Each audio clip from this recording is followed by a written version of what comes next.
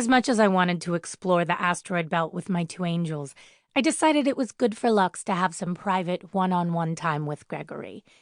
So after a breakfast of avocado toast, I waved them off, changed into my swimsuit, and headed out to the pool. But not before grabbing a 6-pack of beer and a bag of Doritos. I mean, avocado toast. That wasn't a decent breakfast for a demon or angel. I seriously needed to buy Gregory a new cookbook, one with real food cooked with real butter and bacon grease. It was still chilly, but the sun felt warm on my skin as I lay back, shut my eyes, and snacked. This was the life. I had a glorious afternoon off, a few hours to do nothing but be absolutely lazy. Except I did need to get off my ass and find a stripper for Amber's bachelorette party, but I could work on that later. I'm sure if I Googled, I could find a dozen places I could hire appropriate entertainment. But I wasn't going to bother with that now.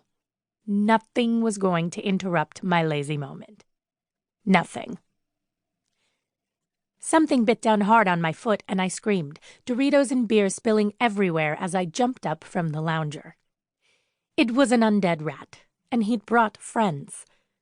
Up until now, the curse seemed contained to the front of my house. What had changed that there were now zombie deer, dogs, and something that looked like it was once a cow shambling across my back patio and coming toward me? I summoned my sword and shouted for Boomer to help me, then began killing, starting with the motherfucker that was trying to gnaw off my toes. Boomer's idea of help was to bay menacingly at the undead while safely remaining on the other side of the fence. I hopped around, feeling particularly vulnerable in bare feet and a bikini as I chopped the animated roadkill. A few of the rats stupidly fell into the pool and sank to the bottom, giving me an idea. I sliced my way through 2 dead dogs and ran straight for the cow. I'd been cow-tipping about a dozen times, but I'd never done it to a moving, rotting bovine corpse before. My arms sank into the soft, maggoty flesh until they hit bone. I pushed, shoving the cow over the edge of the pool and into the water. Unfortunately, I couldn't get my arms free fast enough, and I went in as well. The cow sank, and I surfaced along with pieces of flesh and sinew.